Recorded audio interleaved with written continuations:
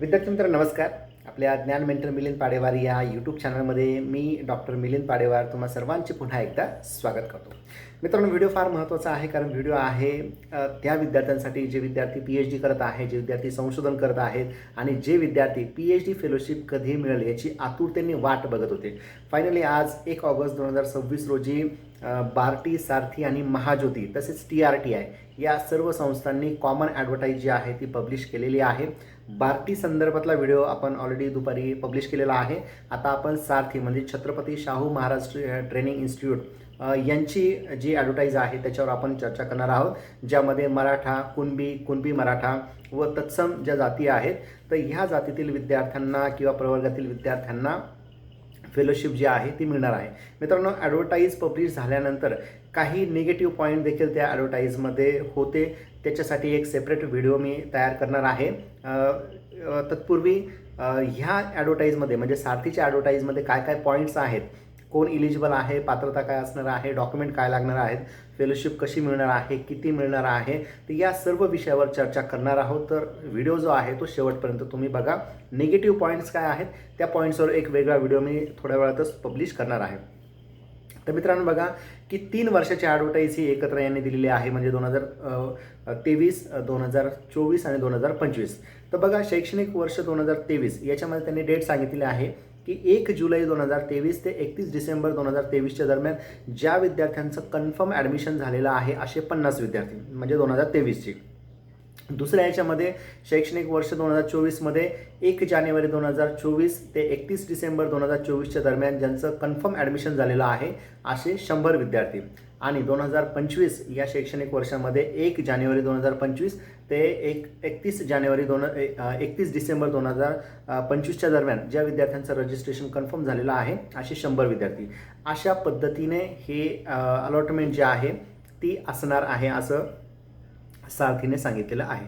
आता बघा, PhDसाठी कायम नोंदणी असलेल्या प्रतिवर्ष फक्त 100च विद्यार्थ्यांना फेलोशिप देण्याचं जे काही सरकारने धोरण आखलेलं आहे कंबाईन सगळ्याच कॉमन CETच्या माध्यमातून, तर हे 100च विद्यार्थ्यांना या ठिकाणी जी फेलोशिप आहे ती मिळणार आहे आणि TRTIच्या वेबसाईटला जाऊन तुम्हाला अर्ज करता येणार आहे. त्याच्यामध्ये पुढे त्यांनी म्हटलेलं आहे की ज्या वर्षामध्ये PhDसाठी नोंदणी झालेली आहे त्याच वर्षीचा अर्ज आपल्याला करायचा आहे किंवा त्याच्या आधीचा जो अर्ज आहे म्हणजे 2023साठी तुम्हाला जर अप्लाय करायचा असेल तर तो विद्यार्थी 2022ची पेट किंवा नेट किंवा सेट किंवा जी काही पात्रता परीक्षा असेल ती पास असणं गरजेचं आहे किंवा त्या सेम इयरमधला म्हणजे 2023 किंवा 2022ची जी परीक्षा आहे त्याच्यामध्ये पास झालेला असावा असं त्यांनी सांगितलेलं आहे.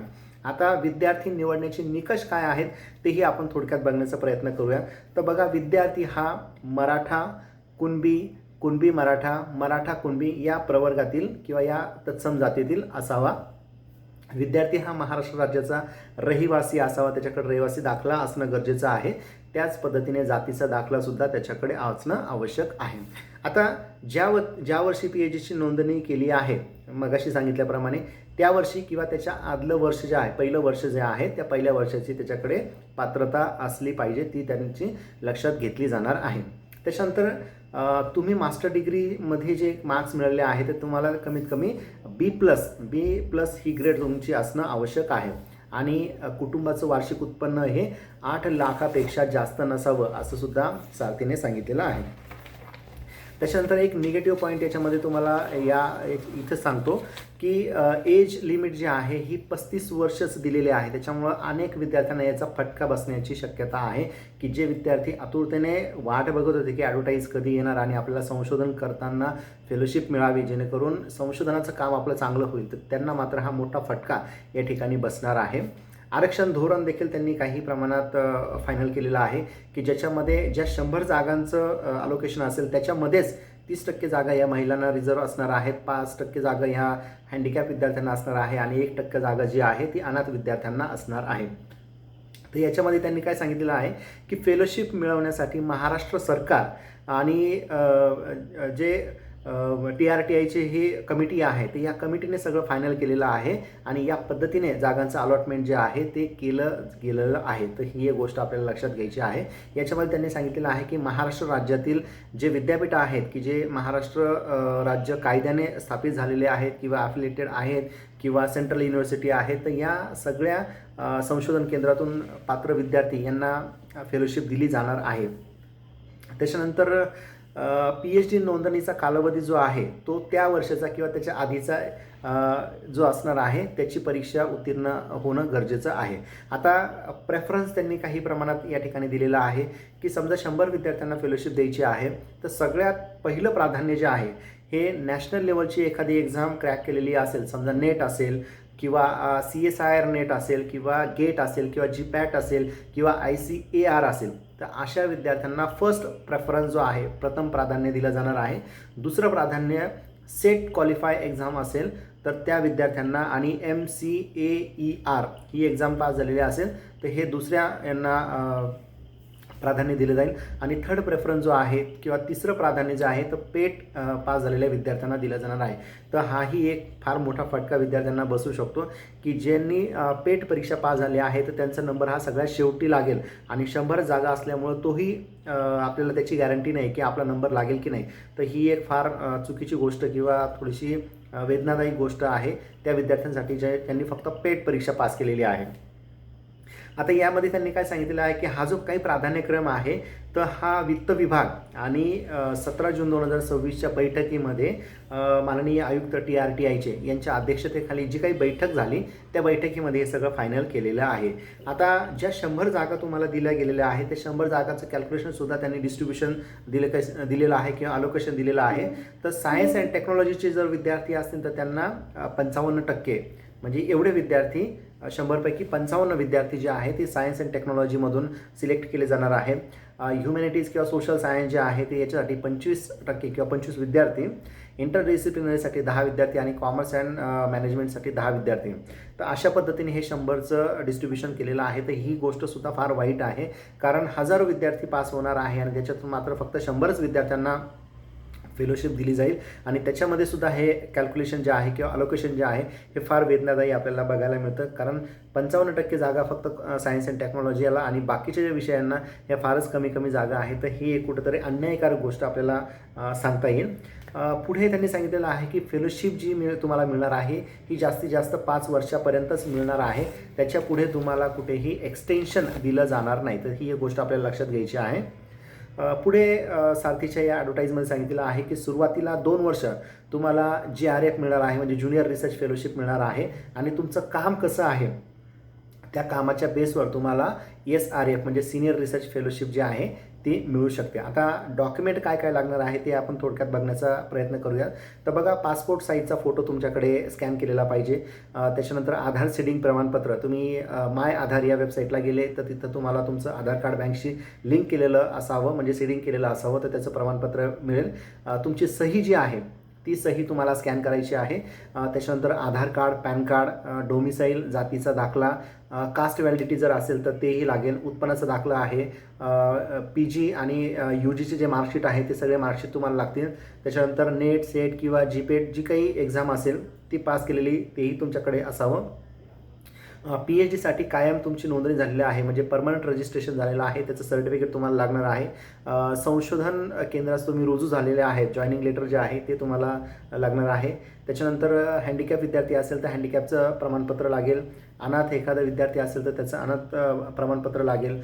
स्वयं घोषणापत्र लागेल की ज्याच्यामध्ये तुम्ही कुठल्याही प्रकारची फेलोशिप याच्या आधी घेतलेली नाही आहे, त्याचप्रमाणे तुम्ही कुठेही जॉब करत नाही आहेत अर्धा वेळ, पूर्ण वेळ किंवा CHB लेवलला, तर त्याचं एक प्रमाणपत्र. आणि समजा लेडीज असेल तर लग्नानंतर नाव बदललं असेल तर गॅझेट जे आहे ते लागू शकतं. तर ह्या पद्धतीने डॉक्युमेंट जे आहे या सगळ्याची PDF तुम्हाला करायची आहे, स्कॅन करायची आहे आणि ते तुम्हाला अपलोड करायचे आहे. त्याच्यानंतर फॉर्म जो भरायचा आहे त्याच्यासाठी त्यांनी वेबसाईट दिलेली आहे https fellowship.trti-maharashtra.in या लिंकवर जाऊन तुम्हाला हा फॉर्म जो आहे हा ऑनलाईन पद्धतीने भरायचा आहे. 1 ऑगस्ट 2026 ते 31 ऑगस्ट 2026पर्यंत ऑनलाईन पद्धतीने तुम्हाला हा फॉर्म जो आहे हा भरायचा आहे आणि त्याची ऑनलाईन प्रिंट जी आहे सगळं डॉक्युमेंट्स आहेत ती तुम्हाला सारथीच्या कार्यालयात जमा करणं बंधनकारक आहे. त्याच्याशिवाय तुमचा फॉर्म जो आहे तो ॲक्सेप्ट होणार नाही किंवा त्याची पडताळणी होणार नाही. त्याच्यासाठी एक ॲड्रेससुद्धा त्यांनी दिलेला आहे की त्या ठिकाणी तुम्ही पोस्टाने किंवा प्रत्यक्ष जाऊन ते फॉर्म जमा करू शकणार आहात. व्यवस्थापकीय संचालक सारथी सिटी सर्वे क्रमांक 173B गोपाळ गणेश आगरकर रोड पुणे या ठिकाणी तुम्हाला हे सगळे डॉक्युमेंट जे आहेत हे पाठवायचे आहेत किंवा प्रत्यक्ष तुम्हाला त्या ठिकाणी जायचं आहे. आता बघा ज्युनियर रिसर्च फेलोशिप जी आहे ही तुम्हाला 37,000 पर मंथ दर महिन्याला तुम्हाला 37,000 रुपये मिळणार आहे आणि 2 वर्षानंतर ज्यावेळेस तुमचं सगळं कॅल्क्युलेशन होईल काम तुमचं समाधानकारक असेल तर तुम्हाला SRF म्हणजे सिनियर रिसर्च फेलोशिप जी आहे ती मिळणार आहे. आता ही सगळी कार्यपद्धती कशी चालणार आहे तर तेही आपण थोडक्यात बघण्याचा प्रयत्न करूया. सर्व डॉक्युमेंटची तपासणी झाल्यानंतर तुम्हाला अवॉर्ड लेटर जे आहे ते अवॉर्ड लेटर मिळेल आणि ते अवॉर्ड लेटर मिळाल्यानंतर पुढच्या 3 महिन्याच्या आत तुमचे जे काही प्रोग्रेस रिपोर्ट झालेले आहेत ते सगळे प्रोग्रेस रिपोर्ट. आता या सर्वांची कार्यपद्धती काय आहे ते आपण बघूया. तर बघा सर्व कागदपत्र जे आहे ते तुम्हाला तपासणीसाठी जमा करायचे आहेत. हे सगळी पडताळणी पूर्ण झाल्यानंतर तुम्हाला अवॉर्ड लेटर मिळेल आणि अवॉर्ड लेटर मिळाल्यानंतर पुढच्या 3 महिन्याच्या आत तुम्हाला जी फेलोशिप आहे किंवा ती फेलोशिप मिळण्यासाठी सगळे प्रोग्रेस रिपोर्ट जे आहे ते तुम्हाला त्या ठिकाणी सादर करायचे आहेत. ते सादर केल्यानंतर दर 6 महिन्यांनी तुम्हाला फेलोशिप जी आहे ती फेलोशिप तुमच्या अकाउंटमध्ये येणार आहे.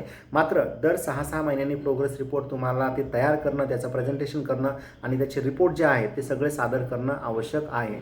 त्या प्रोग्रेस रिपोर्टवर तुमचे प्रिन्सिपल आणि तुमचे गाईड जे आहे त्यांची सही देखील असणं आवश्यक आहे. आता फेलोशिपची रक्कम तुमच्या अकाउंटमध्ये येण्यासाठी प्रत्येक टप्प्याला त्यांनी हे लिंक केलेलं आहे. जसं की तुम्ही प्रोग्रेस रिपोर्ट सादर केलं तर तेव्हा काही अमाऊंट मिळेल. त्याच्यानंतर तुमचा कोर्स वर्क झाला, तुमचे रिसर्च आर्टिकल पब्लिकेशन झालं तर अशा प्रत्येक स्टेपला त्यांनी फेलोशिप ही अटॅच केलेली आहे. आता ॲडमिशन झाल्यानंतर PhDचा कोर्सवर्क आणि रिसर्च मेथोडॉलॉजी ॲटलिस्ट एवढं तरी तुमचं काम पूर्ण होणं गरजेचं आहे.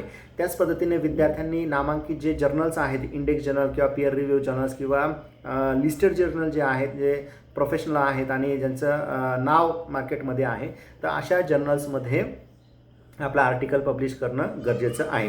त्याच्यानंतर त्यांनी सांगितलेलं आहे की प्री सिनॉप्सिस सादर करेपर्यंत तुम्हाला नियमित फेलोशिप जी आहे ती मिळणार आहे. मात्र प्री सिनॉप्सिस सबमिट केल्यानंतर पुढील 6 महिन्याच्या आत तुम्हाला फायनल थेसिस जमा करायचं आहे. तिथपर्यंत तुम्हाला फेलोशिप जी आहे ती मिळणार आहे.